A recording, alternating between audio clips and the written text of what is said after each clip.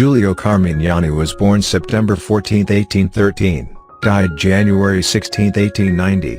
He was an Italian landscape painter and litterateur. He was, however, more drawn to literature and painting, especially landscapes. It is likely that his first teacher was Giuseppe Boccaccio, an artist and scenographer who was associated with the Accademia di Belle Arti di Parma, and whose style alternated between Neoclassicism and Romanticism.